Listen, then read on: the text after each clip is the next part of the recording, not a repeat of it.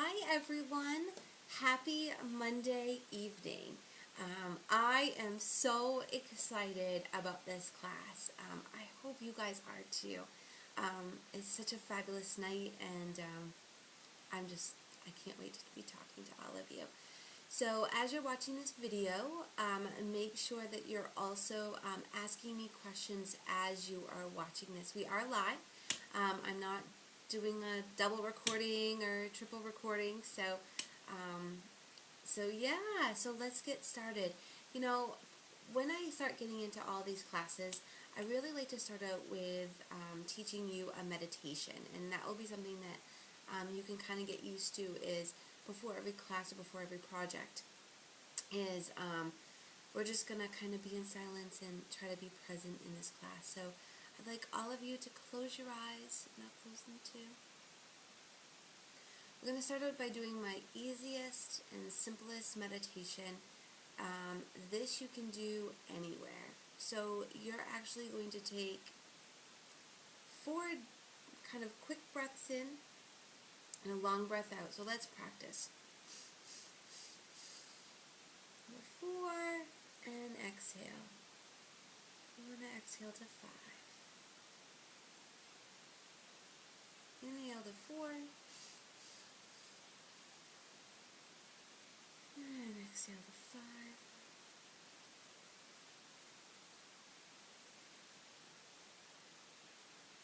Inhale to 4.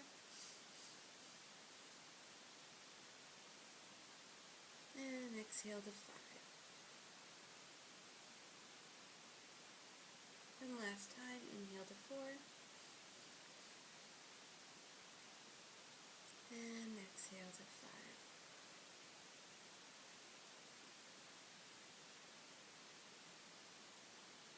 Do you feel present in this class now? I sure hope so. Okay, so I'm going to take a sip of my tea. I hope you guys are having some tea too. And tea is it's a nice way to kind of relax. And again, our goal is to kind of be in the present. So I want to first go over a little bit about me. And some of you guys know my story and some of you don't. So I guess I'll kind of start in the beginning. Loving the body you hate really started for me as a little girl. So when I was in 2nd grade, I remember my mom taking me to this mobile place where you got your heart checked and weighed and blood pressure and that sort of thing. And I remember I was in 2nd grade, so how old does that make me? 8 or 9 years old. And I remember sitting down and having my blood pressure taken. I remember being so scared, and I just felt like something wasn't quite right. So the nurse took my blood pressure, and she kind of looked at my mom in a real, scowl, kind of disappointing. Even as a child, I was really sensitive to other people around me, and I noticed they were very disappointed in me, or I took it as they were very disappointed in me. And really now as an adult, I know it was just being concerned. But I guess my blood pressure was really, really high. She also made a comment about my weight. And as we know now, which we didn't know back then, that we need a little bit of weight to be able to grow taller. That's just how our body works. But then they were very strict about going on to a certain scale or a certain, you're supposed to look this way on a chart. And so my mom actually rushed me into the doctor because the woman was very concerned. And my blood pressure was very high, again, not taking into account that it was probably me being really scared, having my blood pressure taken. So anyway, I went to the doctor, and at that time I remember my blood pressure being really high. And again, I was really scared.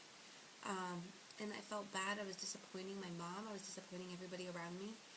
And the doctor then commented on my weight, which now looking back at pictures, poor peanut, I was perfect. I was really perfect.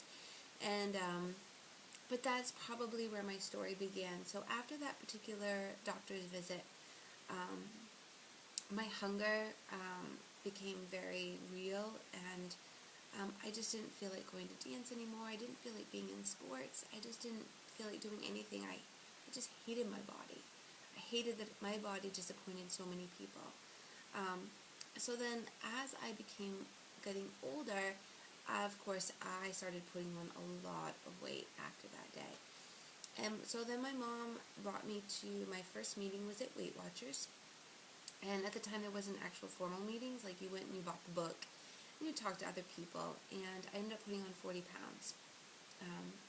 Yeah, when you're in third grade, you put on 40 pounds. That's a lot of weight. And then I remember having to be humiliated and pee in a cup for one person. And then my mom bought some sprinkles that makes your food taste bad so you don't eat as much. And then I went on this Leahy Clinic diet where you ate cabbage soup and one diet right after another. Now, did some of those diets work temporarily? Absolutely they did. No question about it. But did I put the weight right back on and then some? Absolutely. So continuing to my 20s and 30s, as you guys, or some of you might know, I was bit in the face by a dog. I was also 100% bedridden. And so really feeling like, what's going on with my body. So I would kind of do the ebb and flow of losing weight and gaining weight, but still never truly thinking that it was good enough. It's fun kind of being at 40. I kind of reflect back and go, what was I thinking? Have you guys done that? Have you kind of looked at pictures and be like, oh, slap to the head, why was I complaining about my weight back then? Or why didn't I just love my body? It was perfect just the way that it is. And then if you really stop to think about that, is that what you're going to say about your body 5 years from now? Are you going to look at your body right this second and be like, what was I worried about, or what was I thinking about? Yeah, something pretty interesting to think about, isn't it? So to kind of speed you up and bring you up to right now is that I just went through a pregnancy, which I only put on 23 pounds, which is yay. They really want you about there to 35. And I actually wasn't gaining weight in the beginning, and then the doctor's like, you really need to put on some weight. So I did. And I lost it all. And then I had to end up taking a medication, or I have to take a medication called domperidone. And that increases my milk for Sophia because I had low milk. And unfortunately with that comes weight gain, and came a lot of weight gain, or has come a lot of weight gain. And so there's my ego, and there's my, oh my gosh, I don't love my body. And how can my body do this? And how come I have to take a medication? And don't I get my body back? And kind of all of those feelings and emotions, which kind of led me to my program, Love the Body You Hate, because I think there's too many times that we go through things, no matter what it is. It could be pregnancy, it could be all of a sudden you get on the scale and you're like, oh my God, I just put on all this weight and I just hate myself. So in Loving the Body You Hate, I truly believe that if we stop focusing on the weight and we start living a healthy, loving lifestyle, that the weight will just naturally kind of come off. And I didn't really believe that was true, especially where they said that it's impossible for you to lose weight, except for I took a deep breath and I actually threw away my scale. And I said, why am I doing this to myself? Every time I get on the scale, I eat like crazy and I get depressed and I don't want to move my body, and I'm already overtired because Sophia is eating I'm asleep for 45 minutes and I wake to feed her for 15 minutes throughout the night, every night. So I'm like, well, this isn't being productive for my body at all, is it? So, as a little bit of time has gone on, I've started to lose some weight. Now, not because the scale said so, because remember, I threw away that scale. But I started losing weight and I noticed, oh my gosh, I can put my socks on because I had gotten so heavy with my medication and with being stressed out about my weight that I couldn't even get my socks on by myself. yeah, talk about an ego trip, and I'm in the health and wellness field. So, so I am losing weight, and it's feeling wonderful, and it's relieving, and I just can't wait to share everything with you. So the foundation of this program is actually off my wellness program called the Be Well Revolution.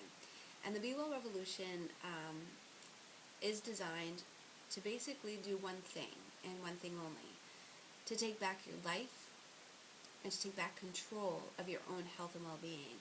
And what I've found is that people tend to look at books and magazines and Google and listen to doctors and friends and all these other people about what you're supposed to look like, what you're supposed to be, what's supposed to be happening, and has stopped listening to their own wants and needs and what they need in their life.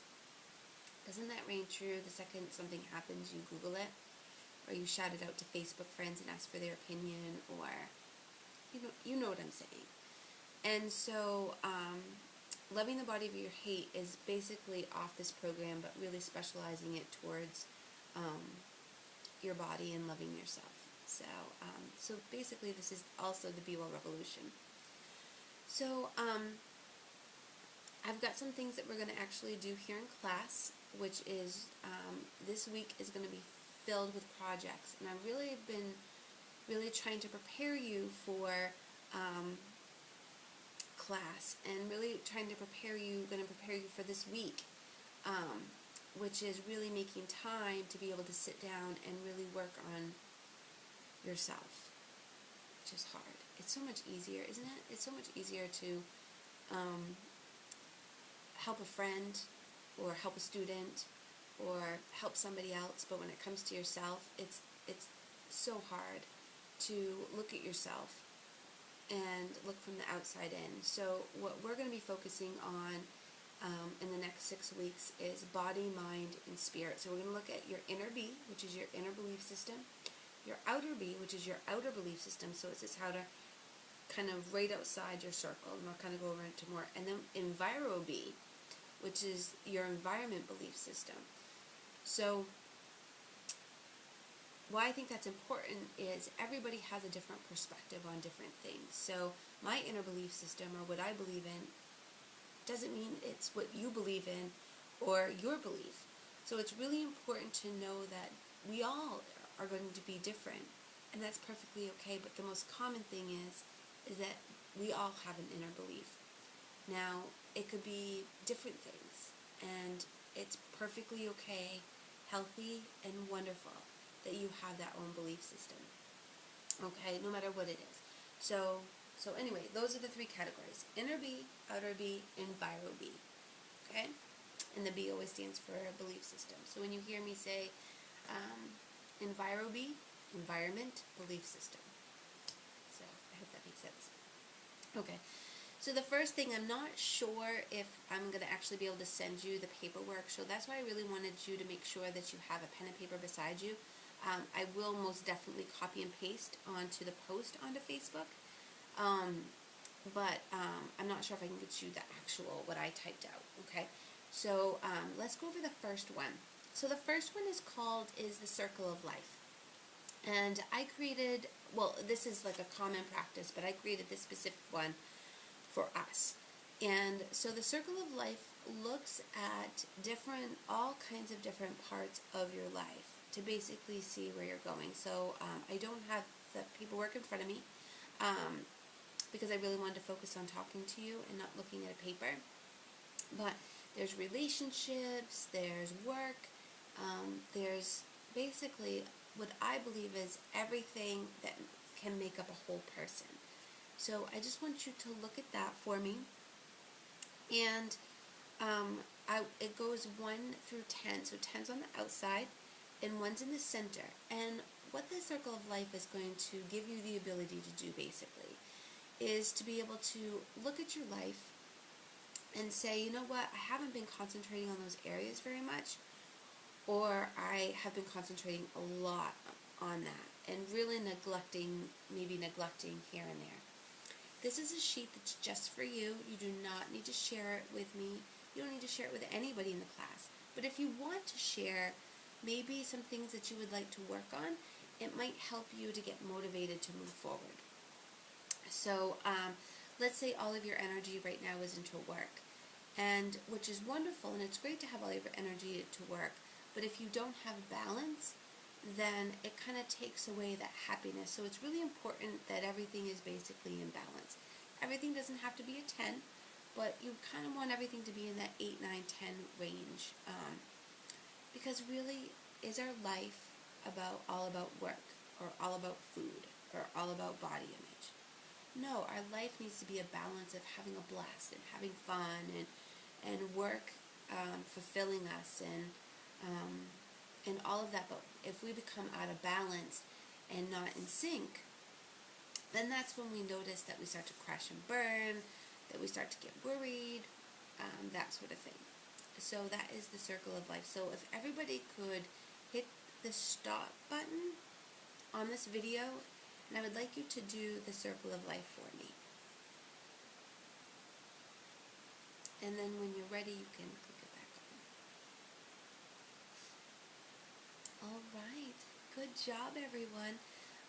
If you feel that you want to, just kind of make sure you write some comments and posts, and that way we can kind of communicate and see how you guys are doing. The next thing that we're going to end up doing, and you're going to be doing this week for me, is you are going to actually create a vision board. Have you guys done this yet? You might have. So what I want you to do is I want you to gather fun, sparkly, glitter, old magazines. So you can borrow magazines, you don't have to buy them. I want you to grab anything that's fun and cheery. And I really want you to use that meditation that you learned in the very beginning of class. And I want you, as you're breathing, I want you to visualize where you want, not necessarily your body, but where do you want your life a year from now? And what do you want that for yourself? Because living the body you hate, your body is just kind of at this point a reflection of how you're feeling. If you are really hating your body, there's something that's out of alignment or out of balance with everything else. So I want you to live more so that you could weigh less, or maybe it's not weighing less for you, maybe so that you can go, you know what, I love my body, my body's a temple, my body's doing great, I love just where it's at. So your big thing is I want you to create a vision board that has absolutely nothing to do with your body, but really has to do with where do you want to be a year from now. Are you so caught up in work that you're like, I am so unhappy because I'm not traveling? You know, look at that circle of life and see, where are you neglecting yourself? Where are you out of alignment with yourself? Okay, so you're gonna gather all those magazines and papers and everything, and then you're gonna grab a board. Now it could be a shoebox, it can be just like a big whiteboard, it could be, it could be anything that you can glue those pictures onto, and little sayings. And again, I'll copy and paste the full directions onto Facebook if I can't just send a file to you.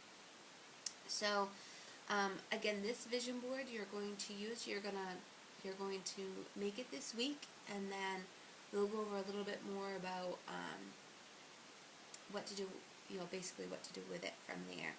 So vision boards are often can be used for many different things. I like to use this vision board because we're actually putting out energy of where we want to be. And what's really cool about this practice of using a vision board is every single time I've had a client use this board, everything always comes true on their board by the end of that year. So I had made a vision board for myself right after my illness, and my illness really took me into a direction of, oh my God, I was working 70 hours a week. I know, it was crazy. I was doing 10 massages a day. My body was just failing. I was neglecting my family. I wasn't dating anybody. And all I wanted to do was be married and have a baby. And I didn't have time in my life to do that. So I actually created a vision board, and it did take 8 years for it to all come to be where it's going to be. It didn't take a year, but it did take 8 years. And by those 8 years, I had every single thing I've ever wanted on that vision board. So, so this vision board, it's a very powerful tool for you to end up using. It might not be a year for you, but it will happen. So let everything flow, even if it doesn't sound like it's possible right now. Like maybe your dream is to go to Paris and go to the Eiffel Tower, and you know there's no way that you could ever afford to go to Paris. Put that on there, because you never know. It's going, not only is it going to happen, but you never know what's going to change in a year for it to actually make it happen. So, so put that on there. Okay. So that's your vision board. Your next thing is you have a lot of work to do this week. Your next thing is you're going to actually create an inner belief system place in your home. So you're going to create kind of this, like right now you can't see it, but I have like a little white candle brewing, and I have my incense, and I kind of got into this meditative state before I actually recorded. And I want there to be a place in your home that you can go, and even if you don't have time to spend a lot of time at that sacred space, that's a sacred space that you can just be. So sometimes people call this an altar, which is perfectly fine. Some people call this, there's just different names for it, let's just put it that way. And so this is kind of like, I guess, a spiritual altar, so to speak, but I hate to use that word. So really it's your inner bee place for you to hang out. And I know you're asking, like, why is this important? The whole, like, meditation thing and having a spiritual place, why the hell is this important? Okay, I'll tell you why. You know when you get on your computer and your computer's crammed, or let's say your phone, because that's actually a little bit easier to things happen a little bit easier. You're on your phone, you've taken a bazillion pictures, you've taken a billion videos, you've got, everything is recorded, you've got tons of stuff on your phone, and it's jamming up. Like, you can't take another video, you can't take another picture, everything's working crazy slow, and it's just not working. So what ends up happening, right? You've got so much information. So then you have to either delete, you have to go upstairs and actually get it from your phone to your computer, so it frees up space so that you can take a picture or a video or look something up online and it's not going like turtle slow. I hate that. So your brain is kind of the same way, right? So when we've got so much stuff going on in our mind, and we've got so much going on in our life, without taking just a couple of minutes, which I do, even with having Sophia and the crazy schedule that I have to keep right now, I do. And even if it's a matter of standing in front of my sacred space and taking a deep breath in and looking at it, I might light an incense and for 2 seconds and then put it out, because that's all I have time for.